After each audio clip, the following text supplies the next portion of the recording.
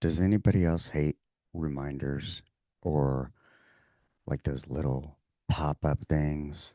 Like when you turn on Zoom, it like the little bubble pops up, like, do you want AI to do this? And then, like, you click no, and then some other bubble pops up. It's like when you go to get gas, you just want to like swipe your card. Sometimes you put in your PIN. If you skip that, then usually it's your zip code.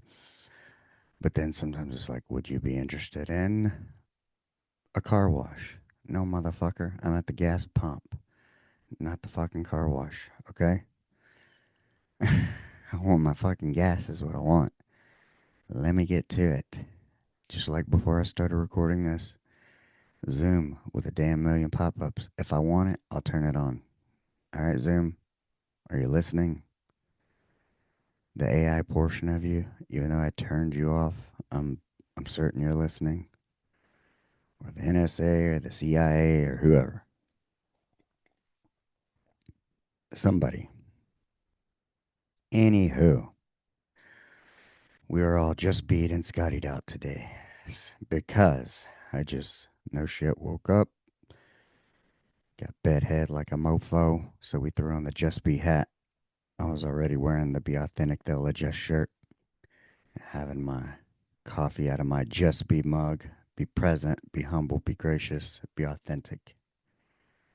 And I answered a post this morning of somebody said, like, what's a reminder for you? And I said, be authentic, they'll adjust.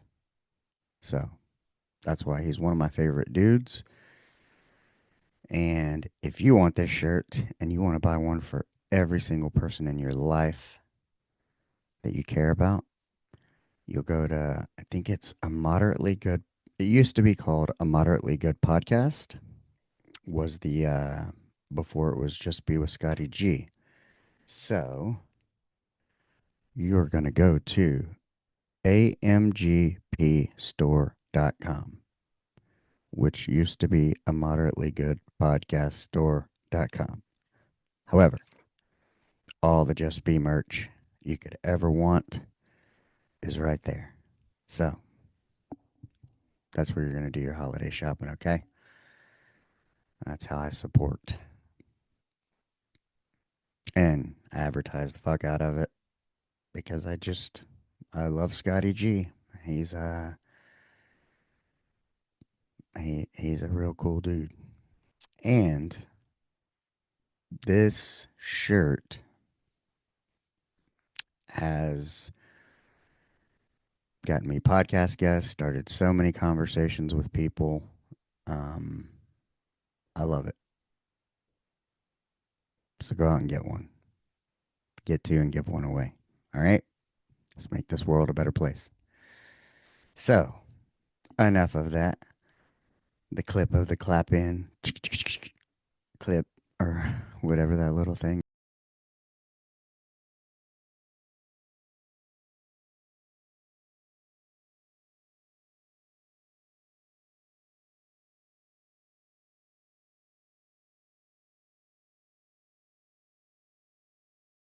That's right. I didn't do a Friday episode. Been slacking on guests because life has been bananas. Hence, we're going to have a Mental Health Monday episode because Daddy needs it. I need to, and I need all the other men to hear it too. One, we struggle. We do. And it's okay. The world's in a tough spot between a rock and a hard place. Or as Money Mike would say, between a pimp and a hard place. Yeah. um, I was talking to my wife, and, I'm going over this like I have just felt in the dumps. I mean, like I've done some good work this week, you know, helping care for people, doing my best, serving and whatnot. But sometimes things come up. Sometimes things either seem impossible or maybe you can't see the way. You're like, how am I going to do this? How is this even possible? And that creates a fear response. I know for me, I don't know about you other men out there, but for me, that equals like shut down, retreat, isolate, and anger. Man, there were some days I wanted to break some shit, but we came off of Thanksgiving. Everybody in my family's been sick. My wife's been sick. I spent, a lot of time she was dog sitting, but, bringing her food, doing everything I could. And then I had some real early mornings because it was my day to take the kiddo to school. And on those days, I get up at 5 and get myself ready. And I'm supposed to take a morning anti anxiety medication that slows shit down so I can deal with the world. And I missed it 3 days in a row. And even though I had a decent day, by the fourth day, it drops in your system, the levels. And a couple of things transpired where I either felt disrespected or standoffish, some communication problems with the wife, and caused me to isolate. Um, Fortunately, sometimes my isolation is in the form of Ubering, which equals money. So that's not terrible, but the kind of isolating at home, not being super comfortable talking and not speaking up about it. But then also, my wife is kind of she's learned like when I need my space, I need my space. But there are times I really, you know, I want her to come and like check on me. I want to see that fight for me. Um, I'm sure all you fellas can relate. You want to know that your wife loves you and wants you. And when something's wrong, they'll stop at nothing to figure out what it is because they are supposed to be your partner. And, sometimes we have to communicate. Like, once once we got to talking and were finally able to communicate, I had to tell her, like, hey, no, if I need space, I'll tell you I need space. But sometimes when I walk away and I'm upset, it's like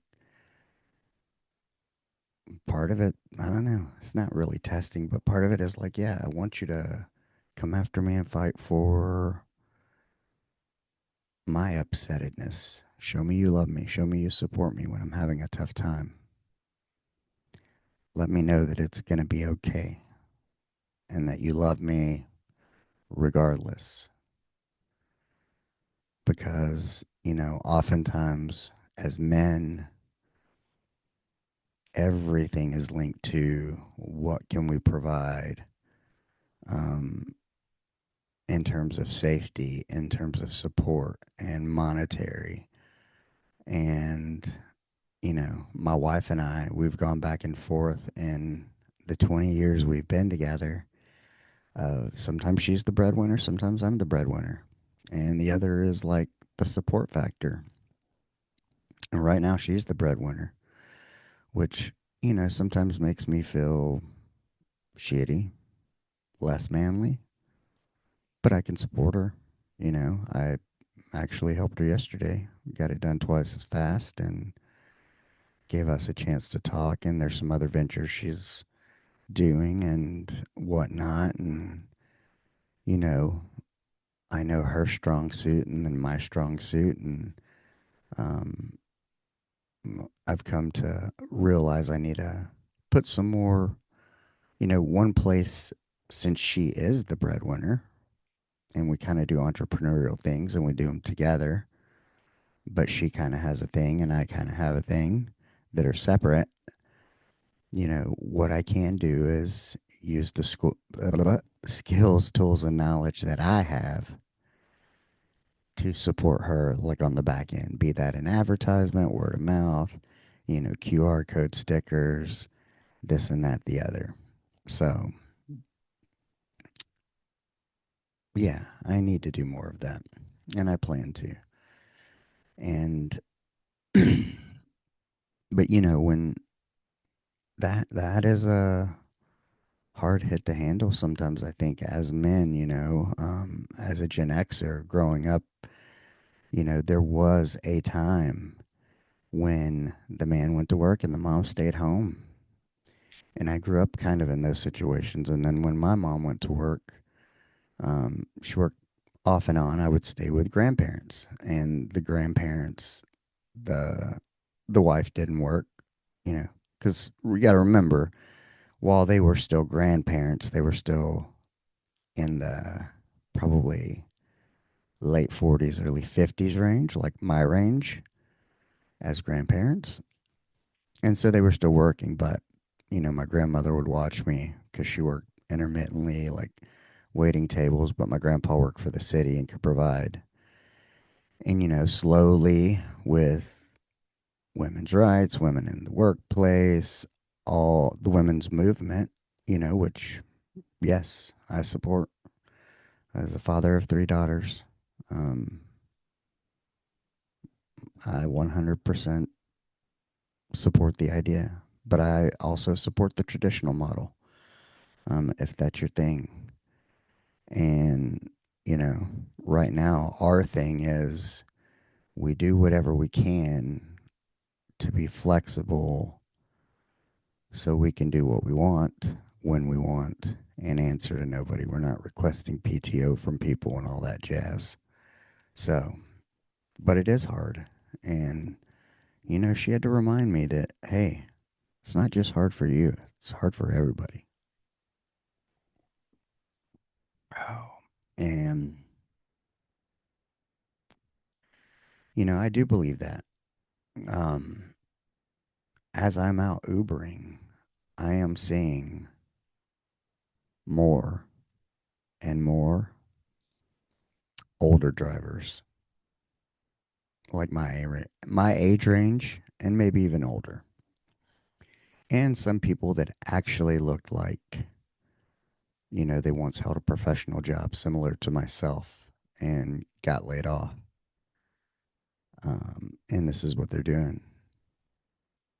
And I'm seeing a lot of older people doing entry level jobs, um, whether it's working at KFC or something like that.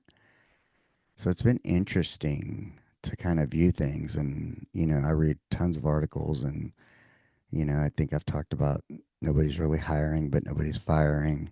And then you get this article of all these people who've been laid off and all these companies that are going through layoffs. And so, yes, it is tough. My wife had to kind of remind me of that as I was crying on her shoulder because I'm sitting here going, man, 49 years old, going on 50. In my area, they're not looking for 50-year-old master's degree level, 15 years experience people. They're looking for probably 22 to 27 with some experience and a basic degree, and they can pay them less. So,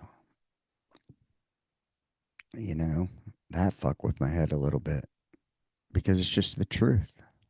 It's almost like I have to try to do this and make these other things work because, yeah, it's tough out there. I mean, even my business coach, one of the people he coaches, um, when they were job hunting, I cannot remember maybe 6 weeks to 8 weeks it took. But the amount of applications, let's say like 100 applications, maybe you get 10 callbacks, maybe you get 3 interviews and one job out of that. Yeah, wild. But thanks to the interwebs and technology, Steve Jobs, we all kind of have our own personal brand and we can all kind of do our own thing if you're willing to put in the work and you want to. And lately I've been fighting, sucking it out with the electronic devices. For all the viewers, I was air punching the fuck out of AI. That's right. You know, um, I love the machines and the technology, but I kind of hate how it's made us as humans. We're not having those face to face conversations as much as we should, not having real connection. We're mistaking placebo digital connection for true face to face connection, which I've been struggling with and kind of wanting to opt out of. But um, yeah, I'm not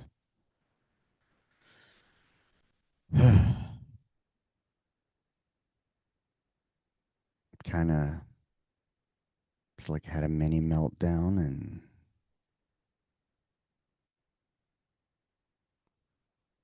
almost like you have to accept acceptance. Once you accept, what are you going to do about it? Right? I need to utilize it. I need to put it out there more. I often have this conflict of I should be out there earning money, but then I have a lot of shit to do here that could be supportive of my wife and our business and businesses that we're trying to get started. A lot of that needs to be done. So, and sometimes I'll struggle.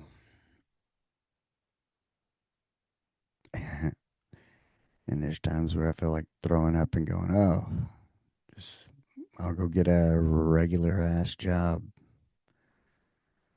But, chances are those, I'm not what they're looking for. I'm overqualified, right? 15 years of healthcare experience, master's degree. Um, yeah. So I got to do my own thing. And I kind of heard it described perfectly not too long ago.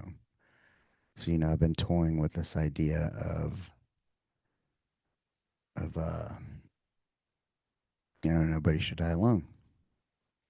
And I'm listening to Chris Williamson interview Mel Robbins, or maybe it was the other way around. But however I came across it, Mel Robbins, some of you might know her. I don't know her well. I know she's got some books and a podcast. My wife likes her. And she was like, "Oh no, my husband's like so chill. He's a death doula." And I was like, "That's I'd never heard it called that, but that's the idea. Nobody should die alone. And for those of you who don't know, let's see. We're gonna Google doula. All right. A doula is a non medical professional who provides guidance for the service of others and who supports another person through a significant health related experience, such as childbirth, miscarriage, induced abortion, or stillbirth, as well as non reproductive experiences, such as dying. A doula might also provide support to the client's partner, family, and friends. The doula's goal and role is to help the client feel safe and comfortable, complementing the role of the healthcare professionals who provide the client's medical care. So, while death doula does not sound very attractive in terms of mm, what do you do? It's like saying I'm an undertaker or mortician, coroner. But in the fact that nobody, I feel like, should die alone, providing that companionship, and then, of course, with their permission, spending time getting those stories and being able to tell those stories should they wish them to be told, and have a piece of their history here at the Men of the House podcast for everyone to hear. So you can know who this person was, what they were about, what they thought was important, where they think the world is going, maybe what they want to leave the world with, maybe their regrets, not taking the chance. As I sit here and take my chance. But yeah, I mean, back to that mental health of it, taking that chance, man, it's hard. It is. As a man, you feel like you're carrying the weight of the world on your shoulders. You know, I was sold that whole get your education. That's bulletproof. Now, you get laid off too. There is nothing, no real safe route. That whole, shit growing up in the 80s and push for education so they can make money off of it. I do think education is valuable, especially in the science, engineering, technology type spaces. Um,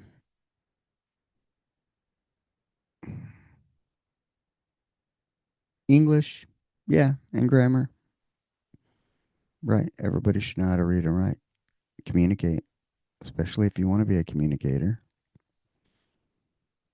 Um, it's a place that can teach you good study habits, how to access information. Um, there's in having to write, like whether it's a business proposal, a dissertation, stuff like that is valuable. You're not just going to go fucking do it on your own unless it's assigned to you. And then some people, now you could get Chat GPT and all that to do it. I mean, yeah, but these things are supposed to be amplifiers, not um, substitutes. You know, you still want your own personal mm, in there, a little Zatarans, if you will. But yeah, it was a rough week, and I was recovering from sickness. Everybody in the family still recovering from sickness. And so I apologize for missing Unfiltered Friday, but you're welcome for Mental Monday. And also want to shout out, let's see, let me see what we got here. For the viewers, you can see me. For the listeners, yours truly. Ha ha ha ha. See if his, yep, Mr. McNair. All right. Look, I got a warning yesterday from Officer McNair while I was on a delivery. I was not paying attention enough and made an error. And I told you, I have been at the end and, to me, just feeling in the dumps. I mean, none of this really resided till last night. I mean, my wife and I finally had a chance to talk a little bit yesterday morning. And then when we were cleaning the Airbnb, we were able to talk some stuff out. And then once I got done delivering, um,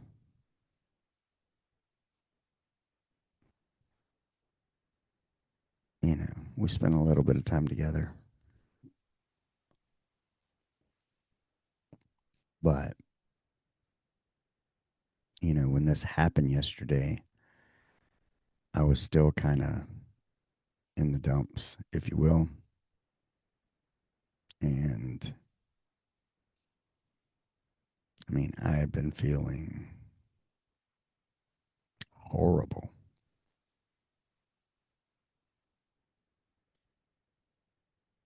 I mean, I hate to even, mm, yeah, horrible. We don't want to say the word, we don't want to give it life. But when he came back with that warning, I actually started tearing up. I was grateful. I've been praying to God, like, are you with me? Show me something. Tell me something. Like, can you hear me? I need your help. I don't know if Officer McNair was that. He sure lit me up, but he did give me a warning. And he could see the tears in my eyes. And he asked me if I was okay, asked me if I needed to talk. I gave him like a little short version. Hey, it's like, I got laid off 5 years ago and just been trying to make things work. And I'm out here trying to hustle and, apologize for not yielding to that sign. But yeah, he was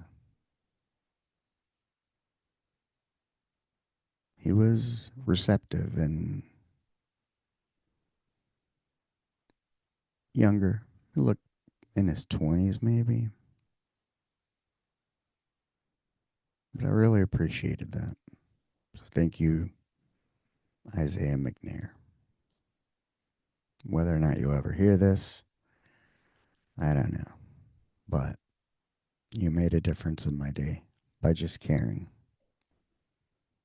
And let that,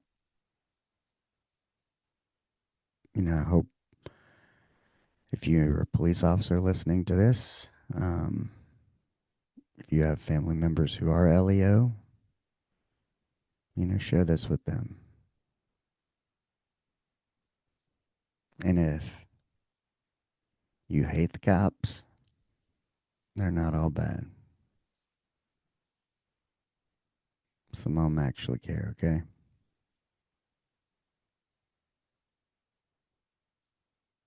So, that was a moment of gratefulness for me.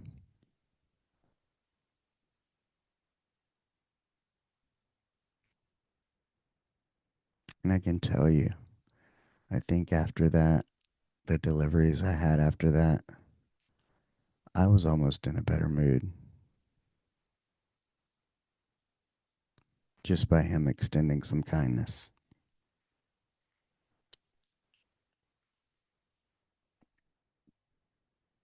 Now, for other promising news, display the Just Be cup here for the viewers because I just finished my coffee with a dash of salted caramel pink Himalayan sea salt. And speaking of which, I did a 96-hour fast. I broke it last night with some broth and a little fresh challah bread. That's Challah, Jewish unleavened bread. Not like it doesn't fall. It's not bread sold by the inventors of wrap snacks. Okay, it's not challah, challah bread. And then you would have like mini loaves, or they have like challah rolls, knots. Those would be like challah, like hype men. You know? Yeah. You want to be that job? It's actually a job. I'm a hype man. I just sit in the background and go, yo, yo, wave the hand up in the air like I just don't care. Saying shit in between songs. Pick it up, pick it up, pick it up. But promising news on another front. Um, was out doing some shop and pay, and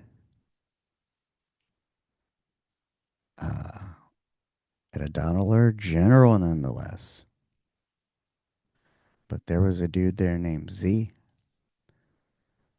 Super helpful, super enthusiastic, overall nice guy. Didn't have that apathy that I normally see out there. Um, I told him I was going to shout him out on the podcast. So, Z, if you're listening, I hope you are. Or if you know Z from the Dollar General next to La Puebla de Sol, check him out. But I love that. You know, it doesn't matter what you're doing. He's stocking shelves, helping me. But when you do it like you give a shit, like you care, man, it makes all the difference. Pleasant. I was pleasantly surprised.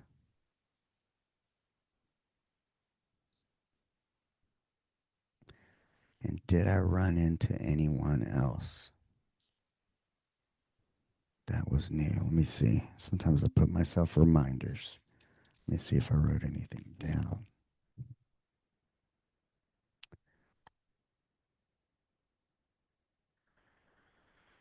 And where would I put it? Oh, yeah, Death Duel.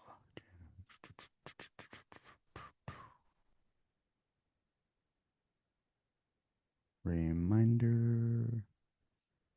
No, no, no.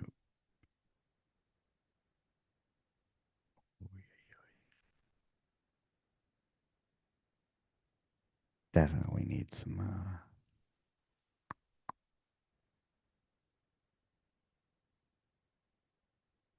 It's that time of the year, open enrollment. Yada, yada, yada.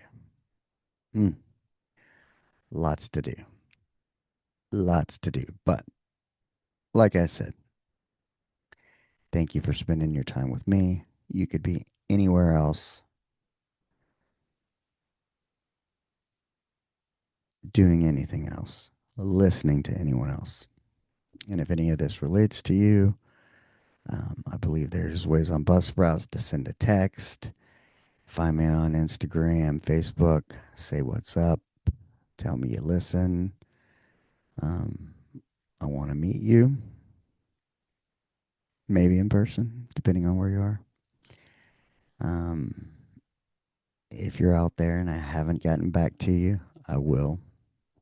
I'm just so far behind. Life has been turbulent lately in many different ways.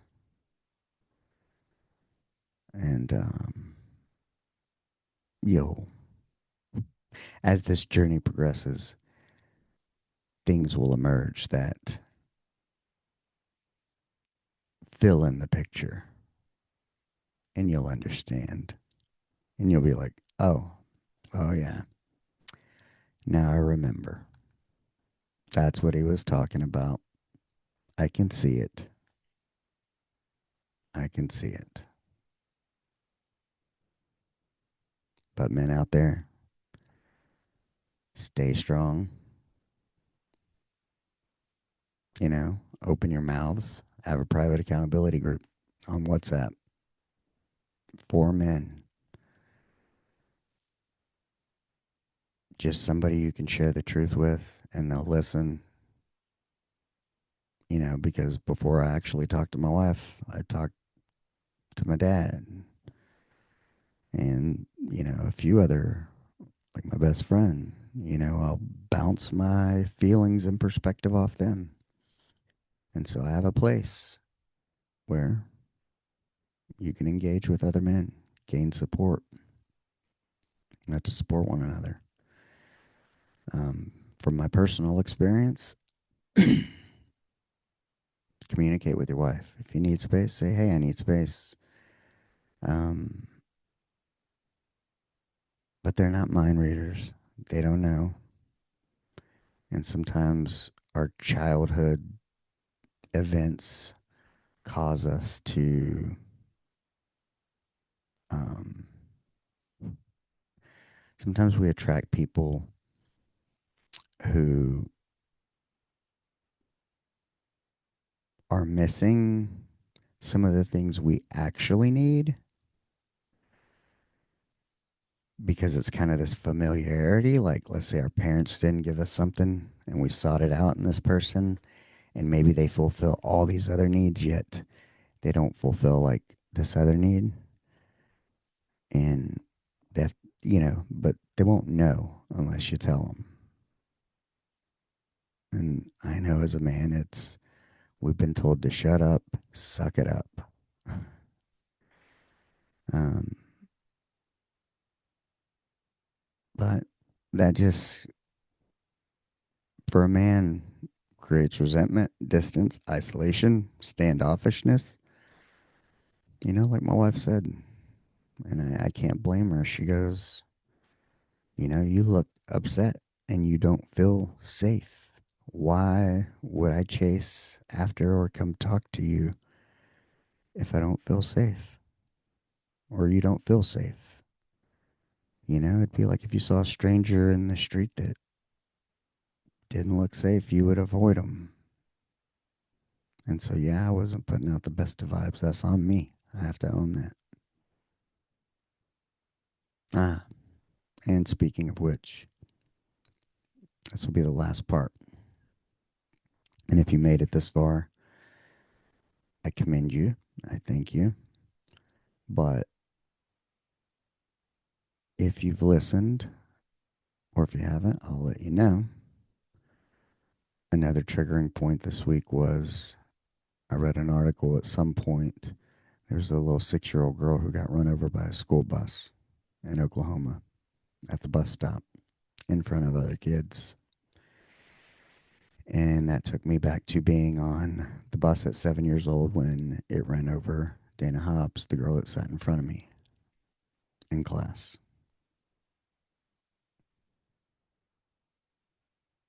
And I know that set off alarm bells internally for me. So, if you're listening, you know any of these people, or this makes it to there somehow, we're in a different time frame. This is not 1983. My wife said, poor little girl. I said, no, poor the kids who had to see that. I pray the girl, hopefully God took her to heaven. But as somebody who's been in this situation, and it took me 42 years to fucking figure it out,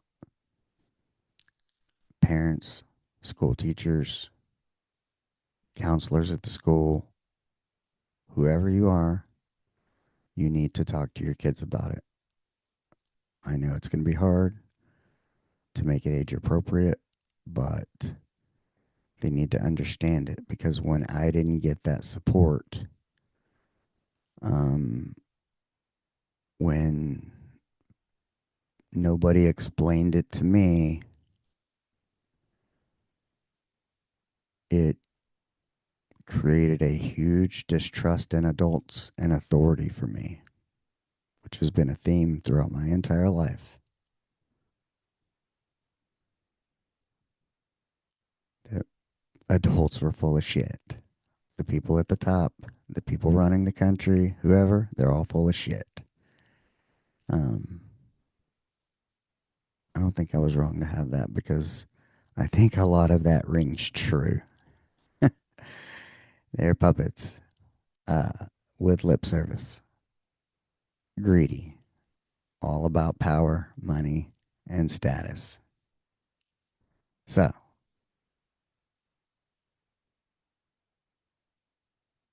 yeah, I wasn't entirely wrong. But kids are, don't discount kids and their intelligence. Um, they have access to so much more than we ever did. We had encyclopedias.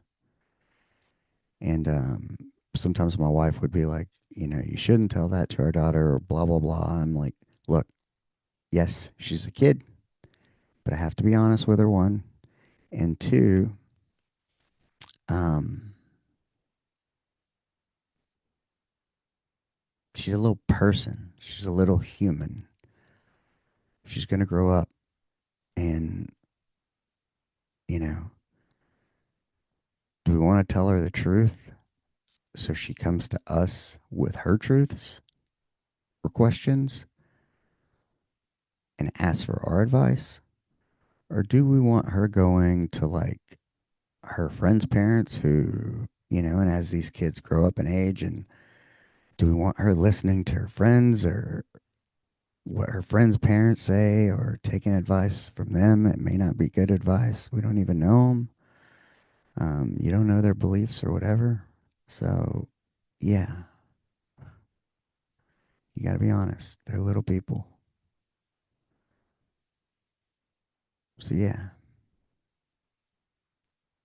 if you know anyone in Oklahoma surrounding that, you're in Oklahoma listening to this, this is important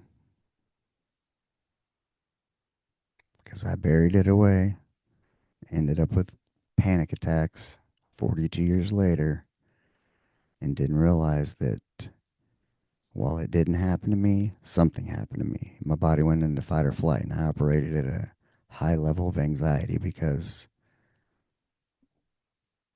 I learned at 7 years old the world is dangerous and it can be fast and everything can be gone like that. So